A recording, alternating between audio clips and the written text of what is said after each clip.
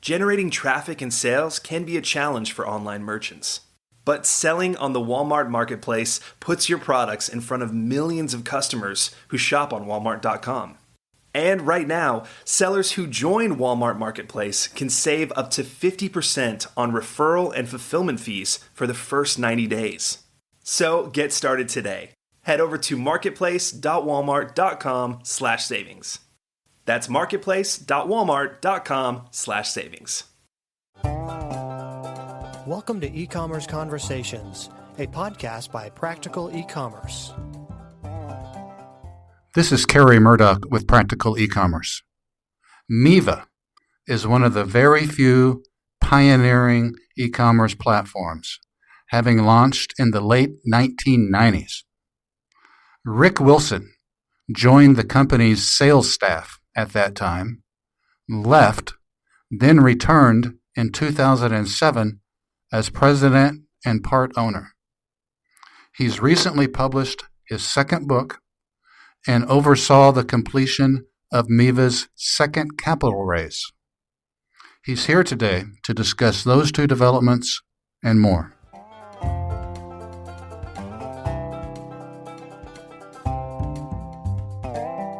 Well, Rick, thank you for your time today. Hey, Kerry, you're welcome. Always a pleasure to talk to you. I've been looking forward to this conversation. We have a couple of fun things to address. Let's start, though, with Miva. Folks perhaps that aren't as familiar as I am with Miva, give us a quick overview and bring us up to date on Miva in terms of employees, activity, revenue, that sort of thing. Sure. So Miva is a mid-market or emerging enterprise e-commerce platform. So our customers generally are doing anywhere from $1 million in online sales to 100, 200 million in online sales at the very high end, but similar to somewhere in between a Shopify to a Magento, right? So we're a SaaS platform like a Shopify, but we allow the complexity and configurability and B2B and D2C on the same site, et cetera, of a Magento. So that's Miva. We'll do 22, 23 million in revenue in 2022. We'll be 150, 160 employees this year. Oh. So yeah, kind of steadily marching along, growing, I would say, solidly and sustainably.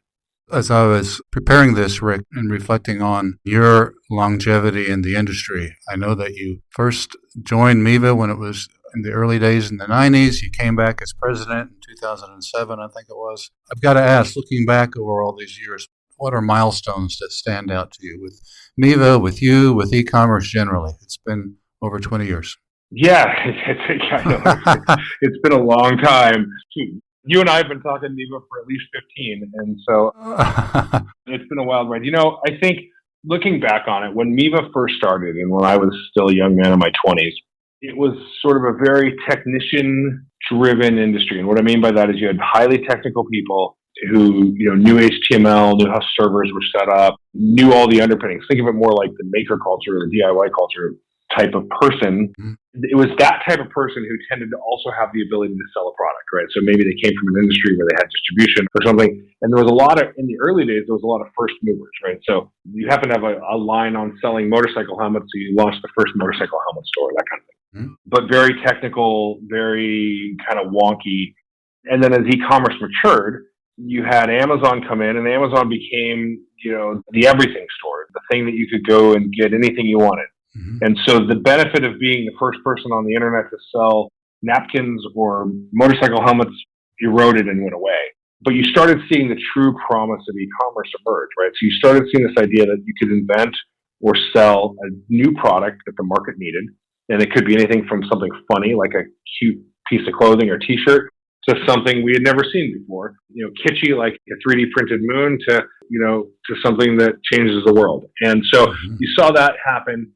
And then you saw the rise of these direct-to-consumer brands. And a lot of that was driven by social and Instagram and now TikTok. You saw the rise of these direct-to-consumer brands where they could cost-effectively communicate directly to the audience that cared. Mm-hmm. And you really saw it move from being a technician space to a product-driven and marketer-driven space. And in that process, Miva's milestones are being an early pioneer in the space, to us buying it back and bootstrapping it, to becoming a SaaS platform, to becoming half of our customers today are business to business focused. Mm. Our niche is really manufacturers themselves who make the product and want to sell both business to business and direct to consumer. and like I said, kind of bigger merchants. But it's been really interesting to watch this evolve from being a technically focused marketplace or market to being a really marketer-driven and product-driven marketplace. Given that history that you just described, what's your prognosis going forward? So 20 years from now, I won't be involved, I suspect, but hopefully I won't be either. Well, yeah, I started to say you're much younger than me, so you probably will be. What are you thinking looking forward with e-commerce? It's interesting. I think we're in the golden age of e-commerce right now. 5 years ago, and I'm sure if we went back and listened to some of our old podcast interviews, I still talked about it being nascent or early days. I think we're really kind of right into the sweet spot of e-commerce right now. Mm-hmm. We now have the tools that are affordable to virtually everybody to offer omni-channel experiences. Because the thing that I think is easy to forget when you're sitting in your chair, my chair, or even an e-commerce owner's chair, is that customers don't think about the difference between e-commerce and commerce. Right? Customers, I want to buy a gift today for my neighbor's kid who's graduating from school. Mm-hmm. And I'm not contemplating as I go to purchase that gift. If I go down the purchase price, I'm not contemplating the process of, well, do I want to go to the physical store, or do I want to do it on my phone, or do I want to go on my laptop? To me, it's one experience. Mm-hmm. I've picked a brand. It could be a retail brand like a Nordstrom, or it could be an actual manufacturer brand. But I've picked something I want because they have a supply of something I want. And now I'm just trying to decide how I'm going to get it. Am I going to swing by the mall on my way to Starbucks? Or am I going to go on my phone? Or, hey, while I'm working today in between Zoom calls, am I going to jump on their website and buy it? And that is now an accessible buyer's path. If you think about it like a buyer's journey, that buyer's journey is now accessible at all levels of e-commerce to provide, where, 10 years ago, that was not true. And frankly, some of the, Nordstrom actually does a decent job of it, but some of the big players out there technologically are still woefully behind the scenes. Walmart's caught up a lot, Nordstrom caught up. But in many ways, it's been democratized, where small sellers can now offer, and by small, I mean anyone who's not a juggernaut, Mm-hmm. can offer a better technical experience than some of the huge players, right? It's easier for Carrie's hardware supply to outperform Home Depot in many ways than it's ever been. Yeah, interesting. So let's shift gears briefly. As well as being a busy CEO, you're also a successful author, and you just published your second book. It's the Dragon Proof series, if I could use that term. Yep, that's accurate. This one is Dragon Proof Principles. I read that book. Thank you for sending it, and it's a terrific read. Tell us, why did you write the book? So, without boring people too much, if you take a step back to why I wrote the first book, right? So I've been doing this a long time, as you know, and anyone who listens to your podcast has probably heard me a couple times. And back in 2018, I wrote the first book. And the first book was it was in response to the rise of Amazon. I started hearing more and more merchants say, well, why have your own independent website? I can just sell on Amazon. And I thought that was a really myopic view and not a wise view. That doesn't mean I don't think you should sell on Amazon. I think Amazon's a channel and you should leverage your channels. And so I also, though, had a personal desire to write a book, personal desire to sort of express my 20 years of e-commerce history as a thought leader. And so I got the first book out, and looking back on it, it's okay. I'm proud of it. I'm proud of doing it. It's not the best work I've ever done. But the idea of that first book was write this book and use it as a calling card for Miva to go out. And when I meet a prospect, use the book and our content as a way to get to know people. And then this little thing called the pandemic hit. And so we couldn't be out. Miva was out doing dinners. We would work with our partners to fill up a room, and I would come speak. We'd give away the book. We'd buy people dinner.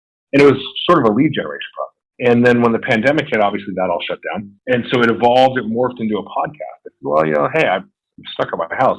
Let's start talking to all these merchants I know. And I started interviewing merchants. And what I found was, while we have the greatest customers, both Miva, but e-commerce entrepreneurs are just fascinating people to talk to.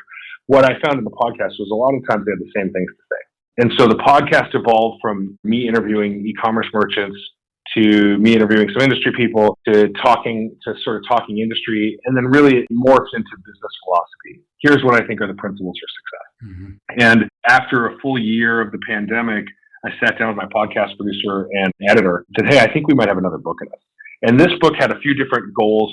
It was principles for an entrepreneur, so it's not exclusive to e-commerce. And I took a page out of Spencer Johnson, the author of Who Moved My Cheese. I wanted to make this thing a quick read. And so, like you said, I think you said you read it last weekend. Mm-hmm. That goal was for someone to sit down, they don't read a ton, and be able to get through it in 2 or 3 hours. And so we took it and we started with a thesis. Here are the leadership principles I think help an entrepreneur navigate a distracting world and become successful. Now, Dragon, for listeners that aren't familiar, Dragon, your use of the term Dragon is referring to big juggernaut companies. Yeah. And really in this book, we tried to evolve it even beyond that. The pandemic's a dragon, right? Okay. Yeah. It's these game-changing events that you're not in control of. And if I had to boil the whole thing down to one perspective, if you're waiting for there to be no dragons in the sky, no dragons circling overhead before you become an entrepreneur, you're never going to be an entrepreneur. Right? There's no such thing as a truly clear sky. Mm-hmm. The beauty and the beast of becoming a business person is that there's always these juggernauts you're contending with, whether it's Amazon or Walmart or whether it's a life-changing pandemic. Mm-hmm. Who do you hope to read this book? Is it written for budding entrepreneurs, new entrepreneurs, people contemplating getting into the business? All of the above?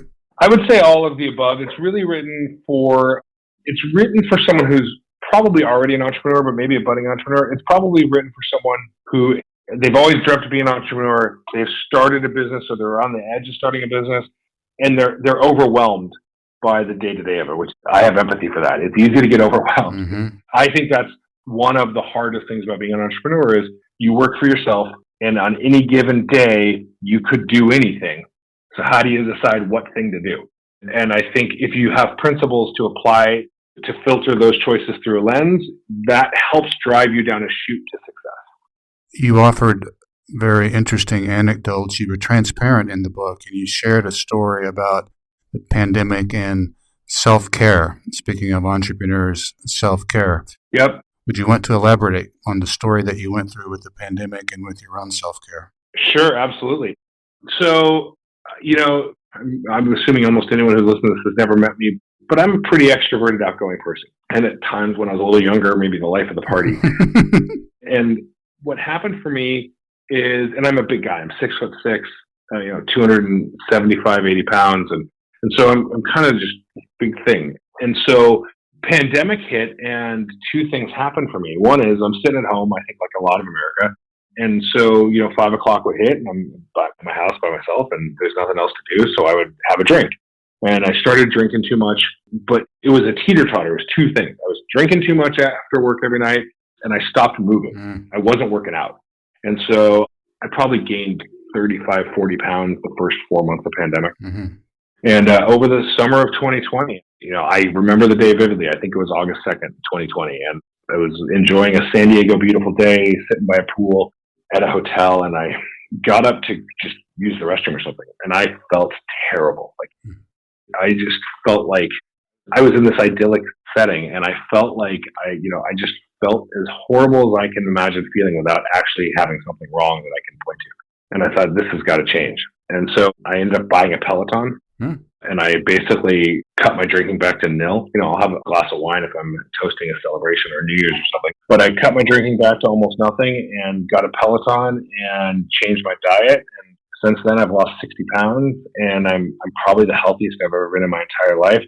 And it was a switch that went off in my head that I would equate to shifting from, if life had historically for me always been one sprint after another, it was realizing that this is an endurance run and it should be an endurance run you enjoy, right? This should really be about the beauty of the journey and just being healthy every given day. And I think all entrepreneurs are going to go through a version. It doesn't mean you have to drink too much or eat too much, but whether it's you're responding to emails at 3 a.m. or text messages, or you're numbing out with Netflix. I mean, it could be anything. If something in your life is taking you out of the present moment, you can't be a highly successful entrepreneur. You can't be highly successful at anything, frankly. And by no means am I a guru or enlightened in that sense, but I realized, and that was the switch for me, that this is a critical part of success. And if you try to take this out of success, you can't get there.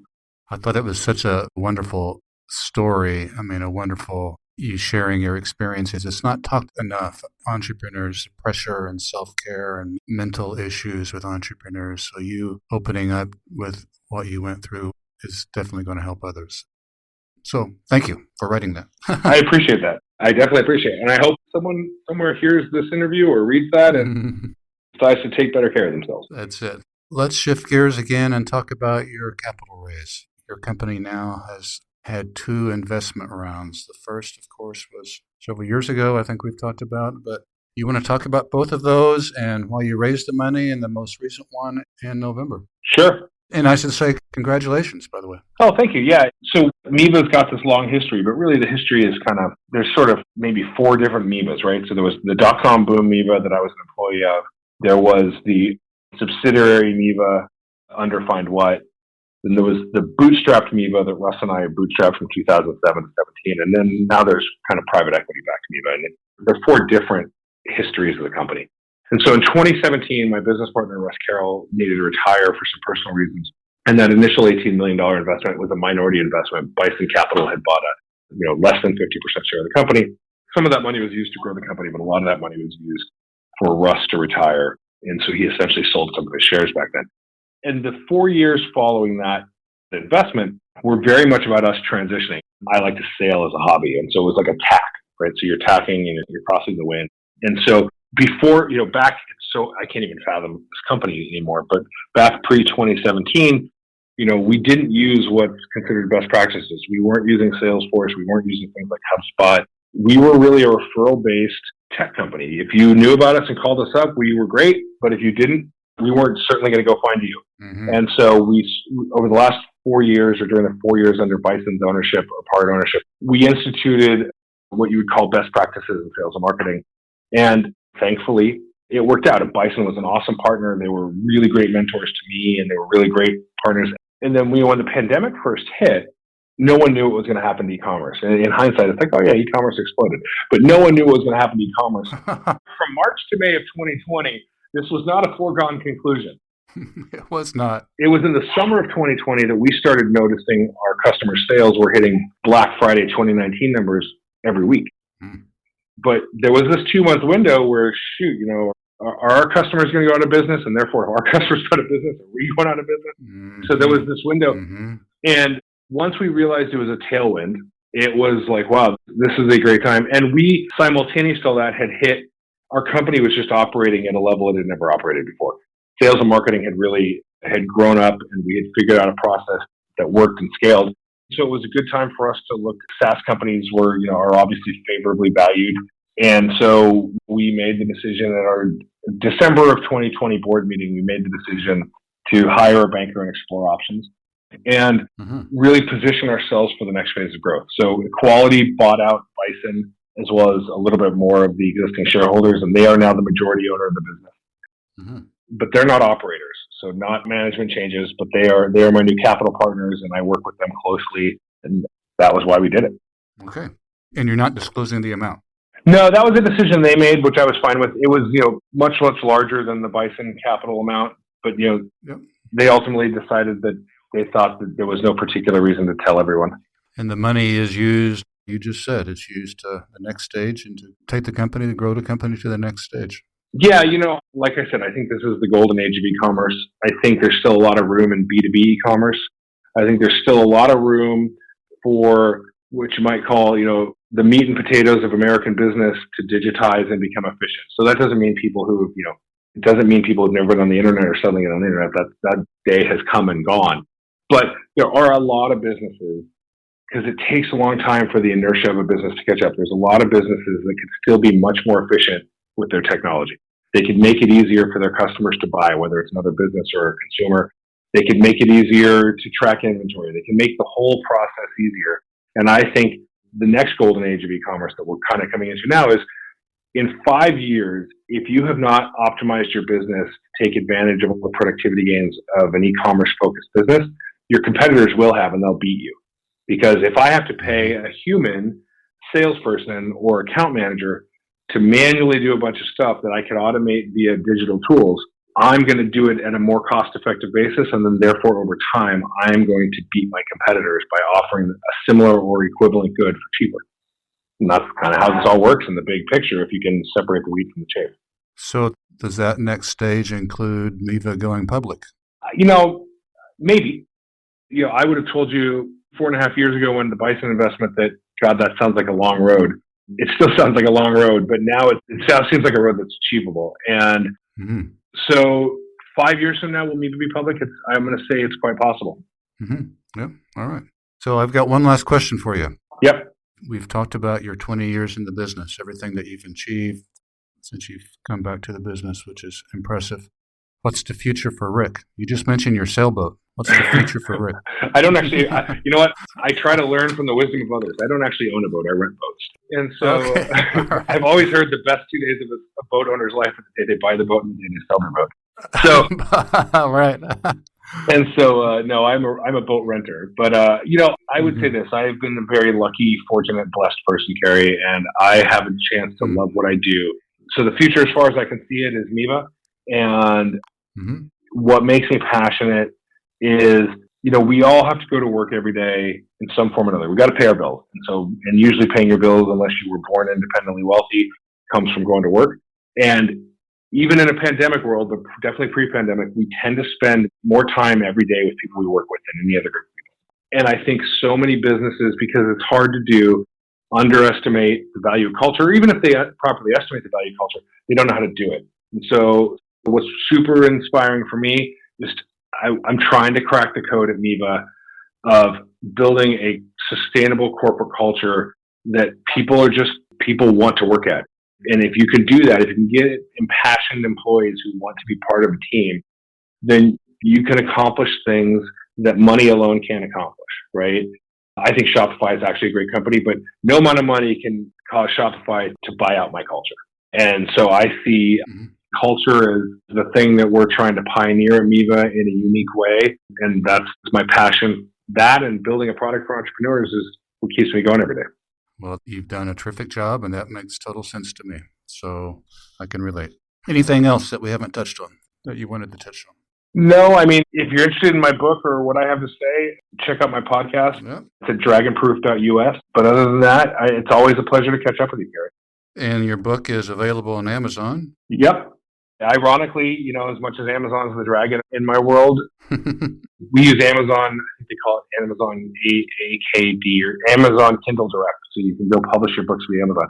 So anyone who's a budding writer out there, write a book and then you can go publish it on Amazon. And it's nice and easy. Well, that's cool.